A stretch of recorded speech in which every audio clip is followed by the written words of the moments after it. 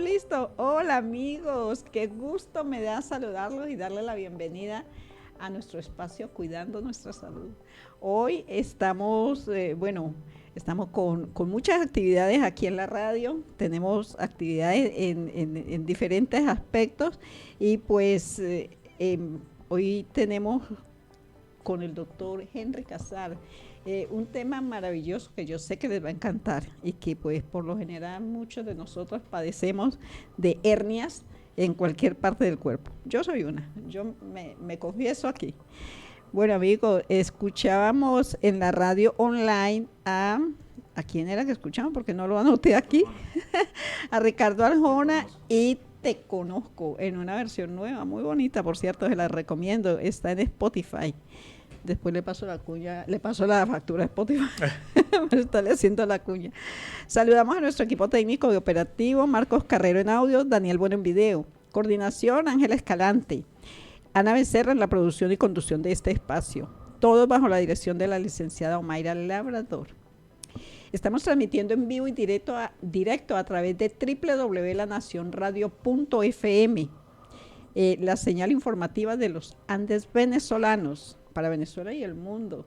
También transmitimos por nuestro canal de YouTube. Pueden ingresar por @La Nación Radio y transmitimos por nuestra app La Nación Radio. Síguenos en Instagram, síguenos en X, antes Twitter, Facebook, Diario La Nación Web, Telegram, @Diario Piso La Nación.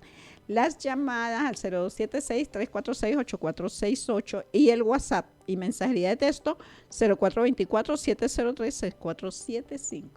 Bueno, llegó la hora de presentar a nuestro invitado. Gracias, doctor, por aceptar la invitación, por estar aquí, por su tiempo. Nuestro invitado hoy es el doctor Henry Casar, médico egresado de la ULA, médico cirujano en el Hospital Dr. Patrocinio Peñuela Ruiz del Instituto Venezolano del Seguro Social en Venezuela, adjunto del Servicio de Cirugía General del Hospital Dr. Patrocinio Peñuela Ruiz del Instituto Venezolano del Seguro Social, profesor de posgrado de Servicio de Cirugía General del mismo Hospital Patrocinio Peñuela Ruiz, cirujano de base de la Clínica Quirúrgica La Cascada, director docente del Centro Vida y Salud, Extensión Táchira. Esto estaba en inglés, pero yo preferí colocarlo, decía Life y Health. Ajá, ¿sí? Life and Health. Life and Health. Ajá, director de la Sociedad Tachirense de Pared Abdominal, curso de laparoscopia avalado por la Universidad Central de Venezuela. Aquí sí me va a ayudar usted, doctor. Ahí es Fellowship. Fellowship en cirugía de hernia, egresado del Instituto Universitario Italiano del Rosario, Argentina. Actualmente realizando máster de pared abdominal. ¿En dónde está haciendo eso? En España. Pero eso es vía online. Ajá, pero vale, porque te van a dar el certificado. Ya lo terminé. Fue un año de duración del máster de pared abdominal. Y le voy a decir algo, doctor. Hay personas que dicen, no, estudió online. Siéntese a estudiar online, porque yo mi carrera la estudié, la mitad de la carrera fue online, los primeros semestres. Y le cuento que, bueno... Pues nosotros tuvimos un año de módulos, clases presenciales, trabajos de investigación. Había que pasar en la página cada módulo evaluado para completar el 100% de las actividades. Sí, señor. Aparte del trabajo de investigación. No es fácil. No es fácil. No es fácil. Inclusive es mejor tener el profesor allí porque a veces las preguntas uno se las puede hacer directo. Aquí tienes tú que vete al chat. Ajá. Y entonces por el chat o a donde todo el mundo hable, después el profesor viene y le da la explicación. Bueno, y espere, porque el profesor no va a estar respondiéndole de una. A los 2 días es que tiene la respuesta y si la necesita No, y aquí teníamos, por ejemplo, un programa en el que si no avanzábamos la lección, teníamos solamente 2 o 3 intentos. Y si lo hacíamos en forma errónea, pues no avanzamos y perdemos el curso. O sea, hay que estar muy seguro a la hora de responder para poder avanzar de módulo en módulo. ¿Y ahora qué le parecen los exámenes? Con un relojito ahí dándole. Bueno, doctor, muchísimas gracias, bienvenido al programa. Y hoy vamos a tratar pues su especialidad, hernias. Hernias en todos los aspectos, en todo el cuerpo. Creo que no se escapa la cabeza. Ok, doctor. causas, síntomas, prevención y tratamiento. ¿Qué son las hernias y por qué no salen? Ok, primero pues quiero agradecer la invitación, sí, para mí es un honor estar aquí con ustedes y es un tema del cual a mí siempre me gusta hablar, sí. Tengo pacientes en la consulta que tienen muchas dudas y siempre, a pesar de los años, existe la incertidumbre todavía de qué es una hernia, etcétera, etcétera. Me gustaría comenzar, me haces la pregunta de qué son las hernias y por qué salen, ¿sí? Sí. Me gustaría, pues sí, hacer la diferencia de que nosotros hoy en día, en muchos otros países de habla hispana, ya hay una nueva subespecialidad que es la cirugía de hernia para el manejo de la patología de la pared abdominal, ¿sí? Eso es una subespecialidad que ha estado en boga y que ha venido creciendo. Cuando hablamos de hernias, pues a lo que nosotros nos dedicamos como cirujanos es a las hernias de la pared abdominal. ¿Qué son? Por lo general siempre hay una diferencia, ¿sí?, entre hablar de hernia y de ventración, que me imagino que está en una pregunta más adelante. ¿Y de qué? De ventración. De ventración. Ajá, de ventración. Creo que no. Cuando hablamos de hernia... Pero qué bueno que lo mencionó porque ya nos puede explicar. Sí, porque siempre hay una diferencia tangible y el paciente no la conoce. Cuando hablamos de hernia, la hernia es un abultamiento en cualquier parte del abdomen, ¿sí? Hay una masa. Cuando el paciente puja y hay aumento de la presión intraabdominal, el paciente te dice, doctor, me pasa algo raro. Pujo y me sale un bulto en la pared abdominal. Eso es una hernia. ¿Dónde salen? Salen en los sitios que nosotros denominamos anatómicamente orificios naturales. Por ejemplo, el ombligo. El ombligo es parte del desarrollo de lo que es el cordón espermático, de lo que es cuando el niño nace, lo que es el cordón umbilical. Cuando se oblitera el cordón, es un orificio que debe cerrarse. Si el orificio queda permeable, por ahí se puede salir parte del contenido intestinal. Entonces, ¿qué hay? Hay una protrusión en el abdomen por un defecto. Hay un orificio. Y ese orificio, por lo general, son en sitios naturales. Cuando el orificio crece, evidentemente se hace más visible la protrusión y todas esas protrusiones tienen contenido intestinal o epiplón. A veces el paciente llega a la consulta y te dice, este abultamiento que tengo, yo siento que tiene aire, burbujea. Claro, porque es parte del intestino que se sale a través del defecto. Siempre hay que recordar que está la piel, el tejido graso y viene la aponeurosis. La aponeurosis para nosotros es el sitio que mantiene a las vísceras dentro de la cavidad abdominal. Si está roto, va a salir por ahí el contenido intestinal y eso es lo que hace que se forme una hernia y viene recubierta de un saco. Entonces, toda hernia es una protrusión que está recubierta de un saco. ¿Por qué sale? Es multifactorial. Hay factores hereditarios. Si tu papá, tu mamá, factor hereditario directo, tiene una hernia, evidentemente es muy factible que tú también la tengas. Si tienes un trabajo que por mucho tiempo ha aumentado la carga de peso, como los que trabajan en construcción que pueden levantar 20, 30, 40 kilos, los mecánicos cuando levantan los motores, muchas veces no nos damos cuenta y abusamos de las cargas. Eso aumenta la presión intraabdominal y es un factor que contribuye a los procesos herniarios. El tabaco, la diabetes, el embarazo, defectos del colágeno. ¿Por qué? Porque el colágeno es lo que mantiene la resistencia del tejido. Por eso a medida que vamos envejeciendo, el colágeno va cambiando la estructura. Y nos hacemos, después de los 65 años de edad o tercera edad, más propensos a padecer de patologías herniarias por alteraciones en el colágeno. Y si se es joven, por algún defecto del colágeno que puede ser algo de nacimiento. Bueno, doctor, eso era antes porque ahora la gente toma colágeno, se inyecta colágeno, yo no sé qué cuántas cosas hacen con el colágeno. Así que las señoras de 60 años ahora parecen de 40, menos yo. Sí. Ok, doctor. ¿Y todo eso duele? Sí. Por ejemplo, eso que dice el señor que se le sopla ahí, ¿le duele? ¿Qué pasa? Normalmente, ¿qué establecen las guías hoy en día? Que es otra premisa que muchas veces el paciente no conoce. A veces el paciente me pasa que va donde un amigo, va donde un familiar, va donde otro colega que no es cirujano o no es quirúrgico. Le dice, no, si no le duele, déjesela, no se la opere. Puede durar 10, 20, 30 años. Sí es cierto que hay pacientes que padecen con hernias más de 20 o 30 años.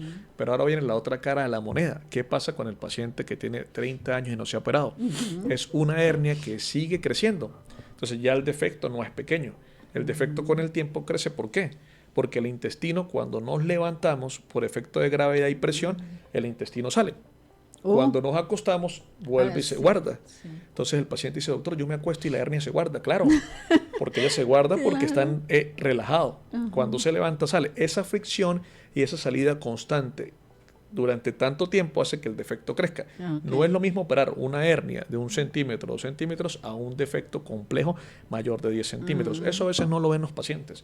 Otra cosa que no ven es que va a cambiar el colágeno, va a cambiar la resistencia de los tejidos, que eso influye a la hora de las reparaciones. Y el músculo también. El músculo influye. cambia porque se pone hipotrófico. Sí.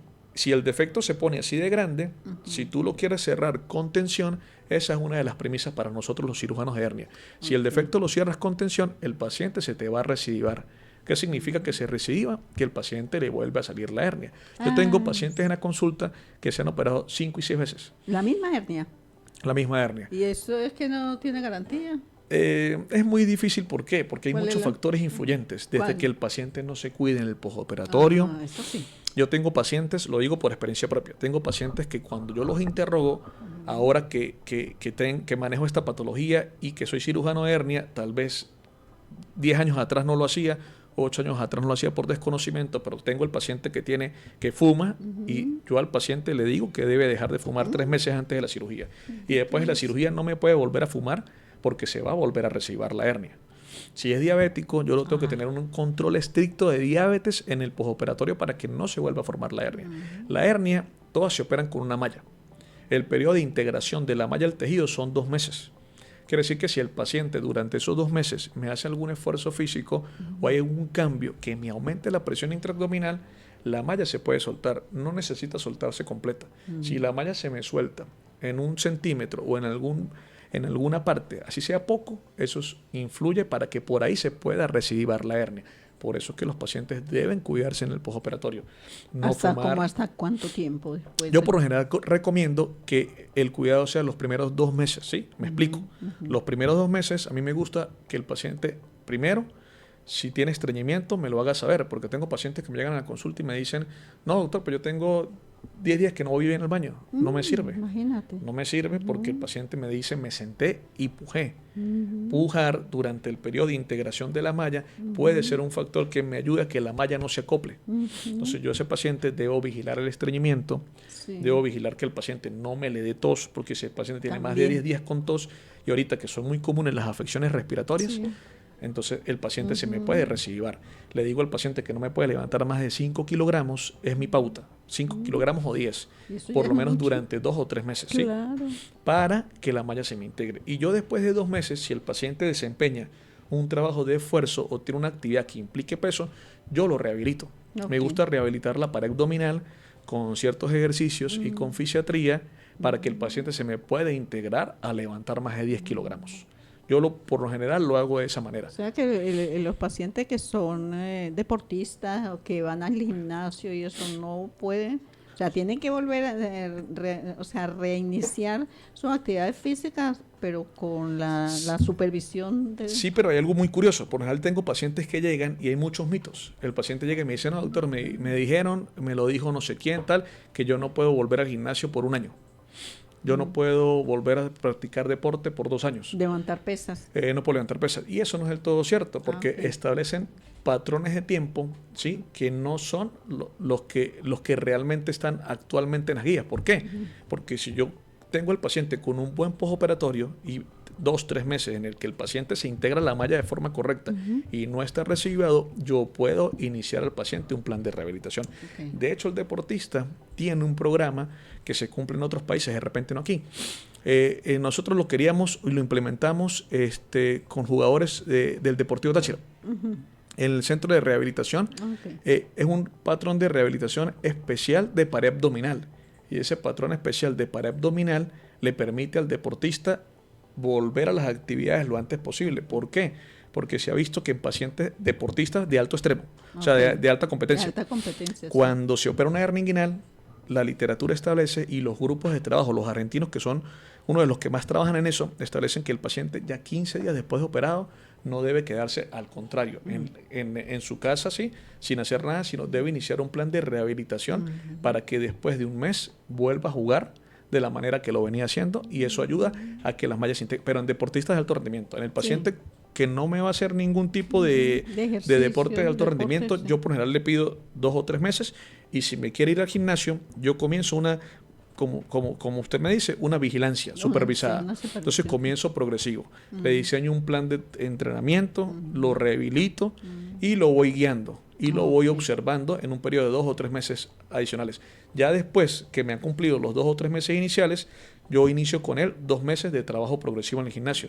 Y después, ya después de 4 o 5 meses, el paciente regresa a sus actividades normales de gimnasio. Porque ya lo puede hacer porque la malla ya se nos ha integrado. Con una supervisión de cada 3 meses, 6 meses y 1 año de su patología operada, herniaria. ¿Cuántas son los tipos de hernia? Hay muchísimos, ¿sí? En la pared abdominal reciben el nombre de acuerdo a su ubicación. Entonces, como lo comenzamos al principio del programa, si sale por el ombligo, pues nosotros lo denominamos una hernia umbilical. De hecho, hay muchas clasificaciones. Si es en la ingle, se denomina una hernia inguinal. Pueden salir por encima del ombligo, y eso es lo que nosotros denominamos hernias epigástricas. Y hay hernias especiales. Por ejemplo, hay una que sale debajo del ombligo, ¿sí? Sobre todo lateral, que se llama hernia Spiegel, y recibe su nombre de acuerdo al cirujano que la describió. Son muy infrecuentes, pero sí están descritas en la literatura. Y cuando hablamos de ventraciones, que dijimos que era una ventración, pero se nos escapó, no lo nombramos. La hernia es un defecto natural, pero la ventración, nosotros llevamos a ventración cuando el paciente se opera. Cuando tú operas al paciente de la pared abdominal, así tú cierres al paciente de la mejor forma, el paciente te puede hacer una hernia. ¿Qué quiere decir eso? Que el abultamiento se va a producir en el sitio de la incisión donde operaste. ¿Por qué? Porque se rompen los músculos, se rompe el tejido y se forma un defecto, pero ya no es a través de un orificio natural, ya va a ser en el sitio donde tú operaste. Eso se llama eventración o hernia incisional, porque sale en el sitio donde operaste al paciente. Entonces, si al paciente lo operaste a la vesícula, el paciente te puede hacer una eventración del sitio donde le operaste la vesícula. Si lo operaste aquí en línea media y le hiciste, por ejemplo, algo en el estómago o algo en el colon, en esa laparotomía donde operaste, el paciente te puede hacer un abultamiento y te hace una eventración.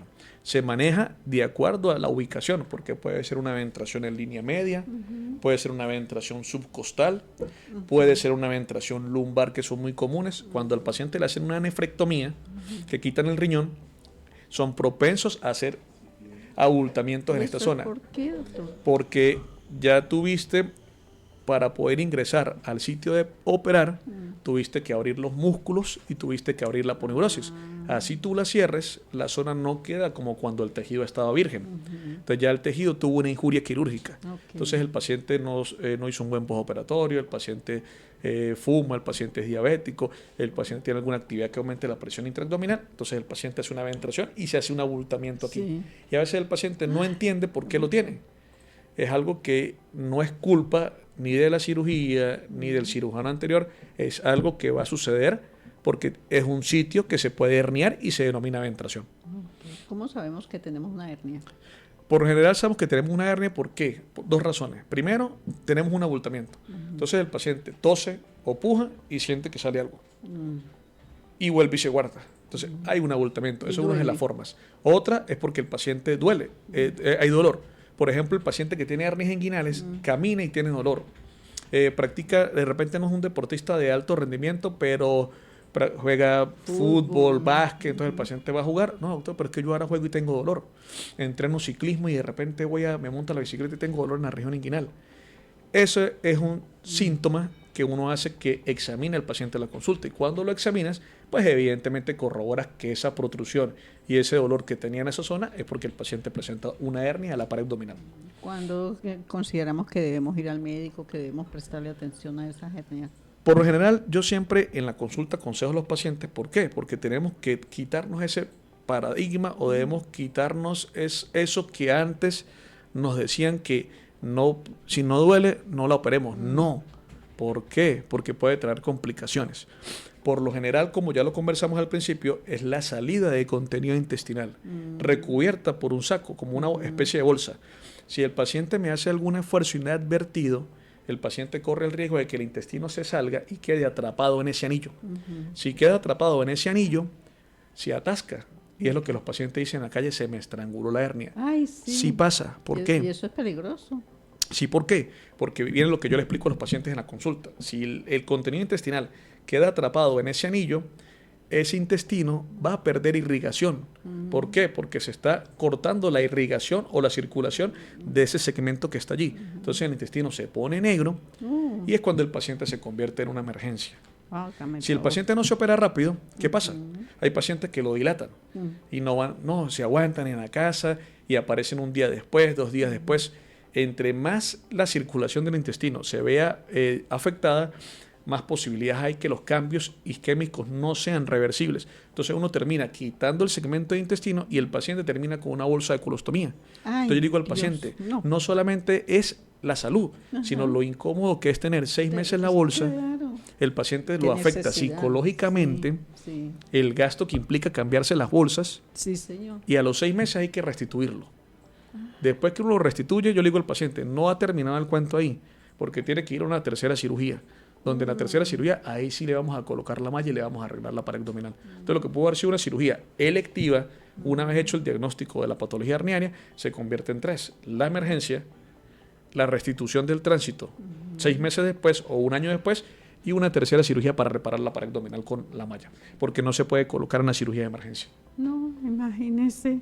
Hay personas que les salen varias hernias al mismo tiempo, que les pueden salir dos en el estómago, una inguinal o 3 en el estómago. ¿Eso qué se debe? ¿Por qué? Por lo general se debe, como lo hablamos al principio, tipo de trabajo de carga, si el paciente es fumador, paciente diabético, entonces el paciente... Supongamos que el paciente nació con una hernia umbilical, ¿sí? Que sea congénita.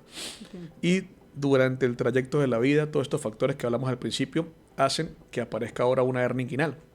Entonces se debilita el canal inguinal y aparece una hernia inguinal bilateral. Yo he tenido pacientes con hernias inguinales bilaterales, hernia umbilical y diástasis de los rectos, que es otro tipo de hernia, digámoslo así, que está por encima del ombligo. Y cuando se van a hacer a la cirugía, ¿se puede hacer la cirugía de todas al mismo tiempo o hay que hacer cirugía de una por una?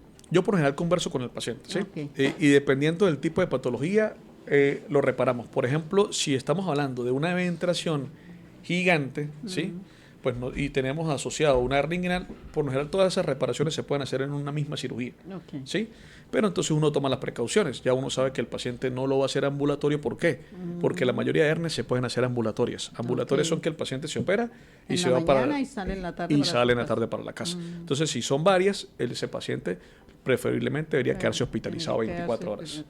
Pero sí se pueden operar en conjunto. Ah, sí. Ah, pero qué bien. Bueno, eso lo digo porque me interesa. No por mí, sino por alguien que muy cercano a mí. ¿Qué órganos afectan las hernias inguinal, por ejemplo? La hernia inguinal, o todas las hernias, afectan al intestino. ¿Por qué? Porque puede pasar por ese defecto, bien sea o el intestino delgado, puede ser un segmento de colon, ¿sí? Puede ser el epiplón, que el epiplón es la grasa que recubre las vísceras, ¿sí? Y hay casos excepcionales de hernias descritas que son, como decir, especiales, donde se puede ir el apéndice, donde se puede ir la vejiga. No son comunes, pero sí están descritas en la literatura y sí pasa que uno opera una hernia inguinal y de repente tiene otro nombre. ¿Sí? Vienen por epónimos, por nombres de los cirujanos que las descubrieron inicialmente, ¿sí? Pero sí puede ser el apéndice, puede ser intestino delgado, puede ser una parte del colon, puede ser vejiga, puede ser epiplón, entonces puede ser cualquier parte del intestino que se va a salir por ese defecto. Definitivamente hay que ir a hacerse ver las hernias cuando aparezcan. Es lo mejor. Pero hay médicos que dicen, no, la hernia está muy pequeña, cuando crezca más es que la podemos operar. Pero viene esta pregunta, porque nos estamos quedando tal vez en los conceptos anteriores. Entonces, ¿qué dice ahorita las guías y qué dice la Sociedad Hispanoamericana de Hernia, que tal vez es uno de los entes con manejos de 5.000, 6.000 pacientes y estudios multicéntricos? ¿Qué dice la guía? Si yo tengo un paciente con una hernia muy pequeña, supongamos un ejemplo, una hernia inguinal, y es una hernia muy pequeña, ¿sí? Y el paciente está asintomático, yo podría vigilar a ese paciente, siempre y cuando no tenga factores de riesgo, como cuáles. Que esté embarazada, que sea hábitos tabáquicos, que tenga, por ejemplo, enfermedades pulmonares crónicas, pacientes con trabajos de carga pesada, pacientes deportistas de alto rendimiento, pacientes mayores de 65 años. Todos estos factores de riesgo puede ser que el paciente sea propenso a que la hernia me aumente de tamaño, se haga sintomática y se pueda atascar. Si el paciente no tiene factores de riesgo y es una hernia pequeña, asintomática, yo lo puedo vigilar, pero en algún momento lo voy a tener que operar. Entonces, ¿cuál es la conducta? Toda hernia diagnosticada debería ser operada. ¿Para qué? Para evitar las complicaciones de las que estamos hablando. Y si el paciente no se la opera, después de 30 años el paciente va a presentar problemas. ¿Por qué? Porque va a tener riesgos de atascamiento, el colágeno y la calidad de los tejidos no va a ser la misma, va a ser más difícil de reparar porque se va a hacer más grande, pueden haber más complicaciones porque ya el paciente es de tercera edad y puede haber diabetes, hipertensión, arritmias cardíacas, cualquier cosa que lo pueda complicar en el acto operatorio. Entonces yo siempre recomiendo al paciente, hecho el diagnóstico de hernia, lo mejor es planificarla y operarla de forma electiva. Está avalado por las guías y está descrito en las guías con un buen nivel de evidencia para nosotros los médicos, que es los niveles estadísticos de significancia y de importancia. ¿Tiene algún riesgo las cirugías? Por lo general las hernias son, dentro de lo que yo llamo la escala de cirugía, estar en un renglón, ¿sí? Donde no es una cirugía compleja o complicada. No son invasivas. Vamos a decirlo así, ¿sí? No es una cirugía que amerite UCI, no es una cirugía que tenga un protocolo como de repente una gastrectomía o cuando el paciente tiene un cáncer en alguna parte, colon, estómago, pero toda cirugía pues tiene su riesgo. La idea es que el paciente esté preparado, me explico, un buen preoperatorio, que el paciente sea interrogado, examinado, visto por el cardiólogo, su buen preoperatorio, si fuma, debemos eliminar lo posible de los hábitos de factores de riesgo. Otra cosa, la obesidad. Se establece lo que es el índice de masa corporal para nosotros. El índice de masa corporal es una fórmula que sacamos. Incluso lo usan también para cirugía bariátrica, para ver qué paciente va o no va, sí, a qué procedimiento. Para nosotros los cirujanos de hernia, el índice de masa corporal, lo normal es de 25 a 30. De 30 hacia arriba viene sobrepeso, obesidad 1, obesidad 2, obesidad 3. Para nosotros el tope máximo de índice en la fórmula son 36. Pacientes por debajo de 36, nosotros podemos garantizarle que la cirugía puede ser exitosa. Si operamos un paciente que está por encima de 36 y es obeso, nosotros no podemos garantizarle al paciente que va a quedar bien. Es un paciente que debe ir a nutrición, debe perder peso y si está candidato para bariátrica, debería hacerse la bariátrica y después regresar con nosotros para operarse la pared abdominal. Eso es un trabajo mancomunado. Bueno, vamos a una pausa comercial, una pausa musical en la radio online y al regreso vamos a hablar de las hernias discales, cuáles son y qué afectan. Vamos a la pausa. Durante 172 años, la capilla de la Santa Cruz del Liceo Militar Jáuregui sirvió de morada al Santo Cristo de la Grita. En 1960, la capilla fue demolida y en su lugar se construyó el Liceo Militar Jáuregui, también conocido como Limijau. Pero a pesar de los años, este espacio sigue impregnado de la magia espiritual del primer hogar del patrono de Venezuela. Cuenta la historia que en 1813, durante el grito de la Guerra de la Federación, Simón Bolívar, en su transitar por la Grita, visitó al Cristo del Rostro Sereno, justo en este lugar, donde quedaba la capilla, a pocos metros de la casa donde se residenció el Libertador. El 6 de agosto pasará por estos espacios la procesión del Santo Cristo de la Grita y usted podrá disfrutar cada detalle a través de la transmisión especial, en vivo y directo, por la señal informativa de la región, www.lanacionradio.fm, emisoras aliadas del Enlace Radial Informativo de Venezuela y las redes sociales de Diario La Nación. Rostros de un Cristo en la Grita. Historias de una ciudad santuario. Estoy en la colina de Tadea. Aquí comenzó la historia para que miles y miles de personas llegaran a la ciudad de La Grita, convirtiéndola en el centro de peregrinación más grande del occidente de Venezuela. Dice esa historia que en este lugar fue tallada la figura más importante del arte barroco venezolano, que hoy en día es considerado el Cristo más antiguo de Venezuela. Un Cristo que fue tallado además por un ángel, según el relato, ese Cristo del Rostro Sereno. Rostros de un Cristo en la Grita. Historias de una ciudad santuario. ¿Por qué Tadea? Tadea, al igual que la Belén o la deberíamos llamar la Belén del Nuevo Mundo o de Venezuela, es la cuna o la casa natal de nuestro Santo Cristo de la Grita. Tadea significa para los jaureguinos y para los devotos de nuestro santo patrono, el Cristo de los milagros o el Cristo del rostro sereno, eso, ahí es donde ocurrió el milagro. El primer milagro en 1610 ocurrió en Tadea. No hay duda, algo importante ocurrió en Tadea. Solo al llegar, la paz inunda el espíritu. Un lugar rodeado de imponentes montañas que dio la seguridad necesaria para que ocurriera el milagro del Cristo del rostro sereno. Los frailes supieron que desde allí una historia nueva comenzaría. Era el año de 1610 cuando se presenta un fuerte terremoto donde sacude la tierra. Existe en ese momento el convento de Santa Clara. Allí residen los padres franciscanos. Los padres franciscanos se radican en una aldea llamada Tadea.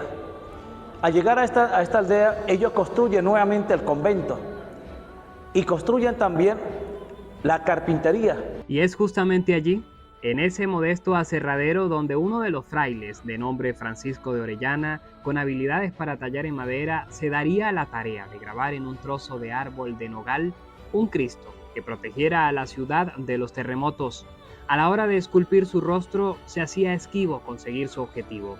Cuenta la leyenda que Fray Francisco, vencido por sus múltiples intentos, se quedó dormido en el taller, y bajaron los mensajeros del cielo, los ángeles, y labraron el rostro de un Cristo sereno y piadoso, que hoy mueve multitudes. Ahí comienza todo lo que se ha generado en torno a la imagen más milagrosa del pueblo venezolano. A lo largo de estos años, cada día son más los peregrinos que se acercan a Santo Cristo, venidos de todos los rincones del Táchira y de Venezuela.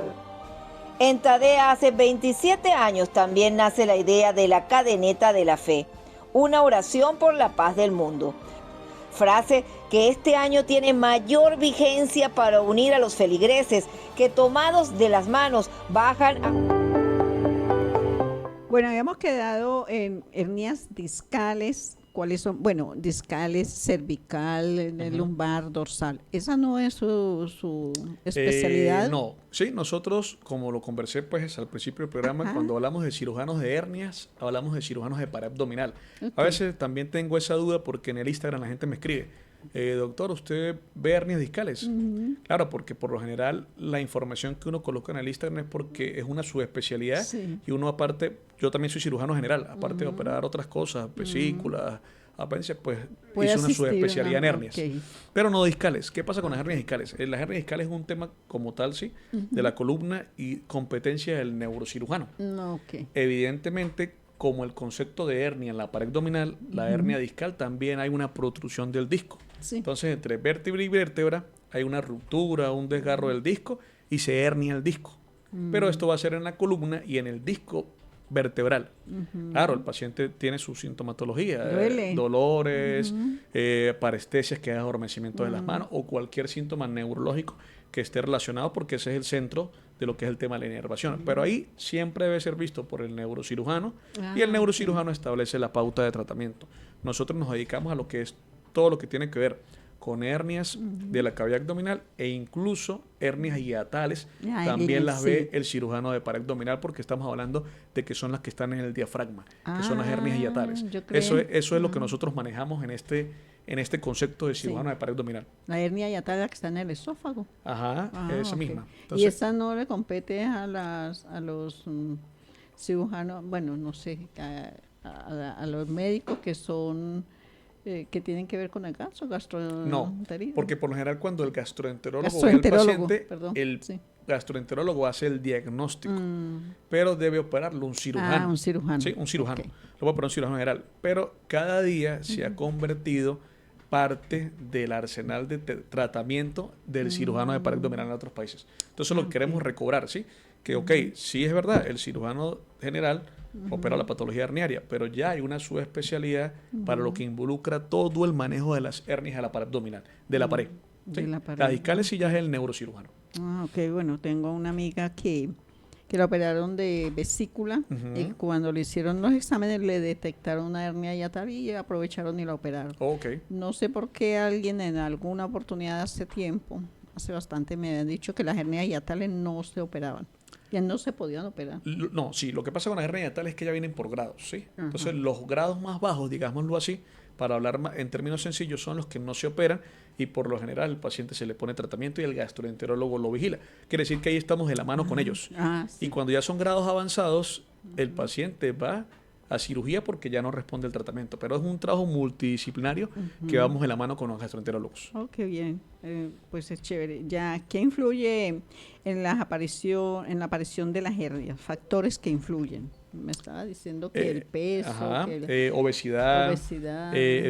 Alteraciones del colágeno. Sí, hay alteraciones congénitas del colágeno que afectan, por supuesto, y son propensas a eso. Pacientes con cargas o trabajos de carga pesada, pacientes de alto rendimiento, deportistas, embarazadas, pacientes con cirrosis, pacientes cirróticos también son propensos a patología herniaria por la misma cirrosis hepática. Las personas obesas que no tienen un tratamiento para la obesidad, les puede generar hernia a las personas. O sea, el paciente es difícil hoy en día poder manejarlo. ¿Por qué? Porque entendemos tal vez el tema costo, ¿sí? Entonces, lo ideal sería cumplir el protocolo. Lo ideal sería, si el paciente está para cirugía bariátrica, ir a cirugía bariátrica y después venir con el cirujano de pared abdominal para operarse así la pared. Pero eso casi nunca pasa, porque a veces pues no están los recursos para el tema de la bariátrica. Entonces, el paciente es muy difícil que pierda peso, el paciente no se opera. ¿Por qué? Porque es un paciente que es propenso a infecciones de la herida. Entonces el paciente se infecta la herida, se infecta la malla, y el paciente que tú operas obeso es el paciente que tiene alto riesgo de atascamiento. Por ejemplo, yo he tenido pacientes que son obesos, no deberían ir a cirugía, pero en un año han tenido 3 o 4 episodios de atascamientos parciales. Han estado hospitalizados porque han hecho cuadros de obstrucción intestinal parciales, han estado 2 o 3 días hospitalizados, mejoran. Ese paciente tiene un alto riesgo de que se atasque. ¿Por qué? Porque el anillo es pequeño, pero el saco es voluminoso. Eso lo ves en una tomografía. Entonces ves el anillo pequeño y el saco muy grande. Ese paciente tiene un alto riesgo de que se pueda atascar. Entonces, ese paciente, haciendo eso, pues no tienes más alternativa que plantear una reparación sabiendo de que se puede infectar la herida. Entonces, cuando se infecta la herida, son pacientes que son 6, 8, 9 meses de manejo, porque la herida es muy difícil de cerrar por el tema de la obesidad, por el panículo adiposo. Son propensos a infecciones en el sitio operatorio. Definitivamente, puede haber, o sea, que uno tenga genética con las hernias. Sí, claro, sí hay un factor hereditario, sí. Por lo general yo he operado pacientes que uno los interroga y el papá tiene otro familiar directo, un hermano. Yo he operado de repente pacientes que he operado al papá y al hijo.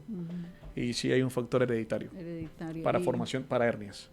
El alcoholismo, el tabaquismo. Todo influye. Todo eso es Todo influye factores en que puedan aparecer y en que se puedan complicar, y que si usted al paciente lo repara, se le pueda volver a formar la hernia.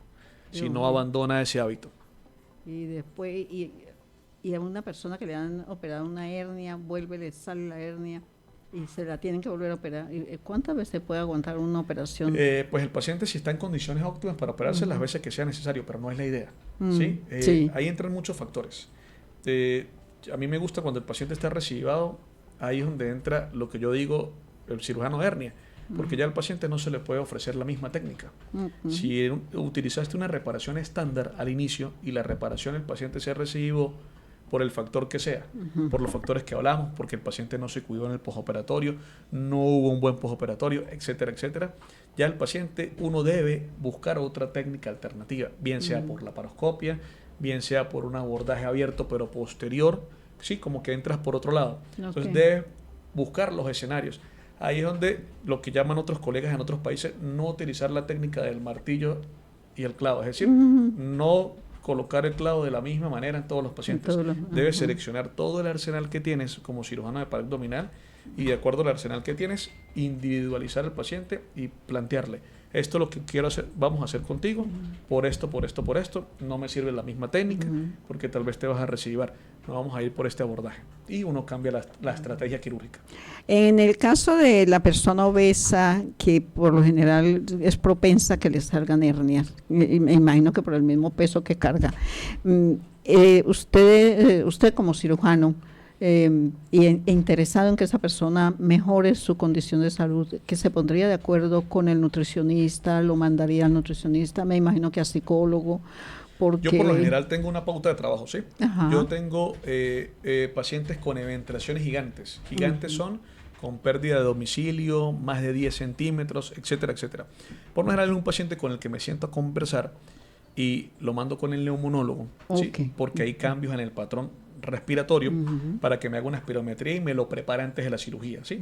Con ejercicios. Lo envío, por supuesto, al cardiólogo, lo envío al nutricionista y le digo al paciente que no lo voy a operar hasta que por lo menos me pierda el 10% del peso actual. Entonces el paciente inicia como en un plan de pérdida de peso para que lleguemos al índice de masa corporal óptimo. Qué bueno. Y ahí aplicamos todas las técnicas preoperatorias que tengamos a la mano. Yo se las pongo al paciente en el tapete y digo, esto es lo que vamos a hacer. Si cumplimos el protocolo, yo lo opero. Si no vamos a cumplir el protocolo, no lo voy a operar porque entonces vamos a condenar la cirugía al fracaso. Eso es perfecto y es bueno que la audiencia lo sepa y que sepan las personas que se dejan guiar por otras y no por el médico, que dicen, no te vayas a operar porque eso, mira, y eso de la hernia, eso no hay necesidad de operarlo. Se los digo porque lo he escuchado y porque he sabido de personas que luego, después, tienen que salir corriendo de emergencia a un hospital, a una clínica, a que los operen de emergencia, porque se negaban o se dejaban convencer del familiar, del vecino, del amigo, que no se hagan. No, y tú con ese peso, con esa obesidad, ¿cómo crees que te vas a someter a una cirugía? Oye, pero venga y hable con su médico, hable con el especialista, que él te abre las puertas. Yo tengo pacientes que con esas eventaciones gigantes ya nadie los quiere operar, ¿sí? Porque ya se dan cuenta que son pacientes difíciles, de difícil manejo, son pacientes que tienen altas posibilidades de recibarse y ese es el paciente que me llega a la consulta cansado, me llora, no encuentro solución, me han operado 3, 4, 5 veces, esto es gigante, ¿qué hago? Ahí es donde yo me apego y le digo, si queremos una solución, necesitamos cumplir el protocolo. Sí. Neumonólogo, nutrición, psicólogo, por supuesto, lo que es la parte de psiquiatría, para que converse con el paciente y entienda de que necesita un cambio para poder llegar a la cirugía y es una preparación de varios meses antes de programar la cirugía. Ese paciente por lo general entiende que ya está cansado. Sí, doctor, voy a hacer todo el esfuerzo de perder peso. Y que después queda de lo mejor. Y ha bajado peso, queda bien bonito o bien bonita, dependiendo de si es hombre o mujer. Nosotros aquí he tenido pacientes del Vigía, de Mérida, que me escriben de Caracas, que vienen hasta que se operan. Yo creo que en Caracas hay bastante. Buscan una alternativa. Ahorita nosotros, de hecho, pues como le comenté al principio, tenemos un curso que es un curso específicamente para eso, para formar cirujanos de hernia. Ustedes lo están dictando. Lo estamos dictando. Qué bien. Queremos que Venezuela entre, ¿sí?, en el renglón de otros países en cuanto a lo que es el manejo de patología herniaria y recobrar y no subestimar la patología. ¿Cuántos cirujanos como usted hay aquí? Por ahora hay como 3 o 4. Aquí en San Cristóbal no. Aquí en San Cristóbal el único cirujano. No, aquí en San Cristóbal. No, aquí en San Cristóbal como tal, con el FER, con el máster yo. Usted. Bueno, entonces nos va a dejar su número de teléfono. Claro. En Caracas tengo un amigo. Su Instagram, claro, para que la gente sepa cómo lo contacta. Porque este programa se ve en todo el mundo. Deme su número de teléfono de una vez antes de que después se me olvide al final. Mi número de teléfono 0424-738-4329. Okay. Y el Instagram se llama, el Instagram es cirugía de hernia, BZLA. Venezuela, abreviado Venezuela. Cirugía de hernia Venezuela en abreviatura. Abreviado. Hablemos de las hernias en la mujer embarazada. ¿Cómo puede manejarse una mujer embarazada con una hernia? Digamos que traía la hernia, no lo sabía, pero con el embarazo la afectó, ya se le pronunció, ya se hizo presente. ¿Qué puede hacer? Por lo general, si la paciente no está complicada, lo que nosotros llamamos una hernia de emergencia o de urgencia, ¿sí? Y no hay que operarla, uno espera que pase el periodo del embarazo, ¿sí? ¿Por qué? Porque durante el embarazo las guías establecen que la paciente que tiene una hernia y que la paciente está sintomática o tiene una complicación de una cirugía de emergencia, debería operarse en el primer trimestre o hacia el final del embarazo, cuando ya prácticamente digamos que sí, que es la hora de planificar la cesárea o planificar el parto. Serían como los 2 trimestres que establecen las guías, que son los ideales, porque el segundo trimestre no debería ser el ideal para operar a una paciente. Pero, ¿qué recomendaciones le doy yo a las pacientes embarazadas? ¿Sí? Ya es algo, o digamos que lo que es el factor hormonal o el cambio hormonal del embarazo y el aumento del perímetro del útero es lo que hace que haya una protrusión y haya una alteración del colágeno. Por eso son más propensas a presentar hernias umbilicales, hernias inguinales. Si ya la hernia se presenta durante el embarazo y duele, lo puedes manejar con algún analgésico, no levantar más de 5 o 10 kilogramos, ¿sí?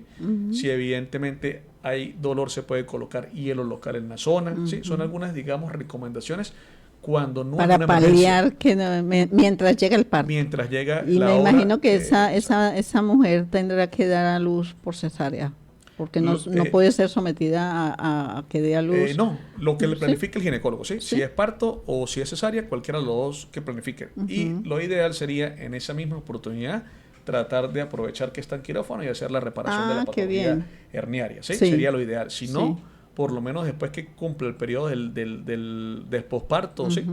Planificar por lo menos lo que es el tema de la cirugía, porque ya presenta la hernia. Y si es una emergencia, pues bueno, ya las emergencias se operan en cualquier trimestre, ¿no? Pero siempre digamos que donde no vamos a tener tantas complicaciones son primer trimestre y tercer trimestre. El segundo trimestre es un poco complicado, pero si es una emergencia, no hay para dónde dar. Ay, sí.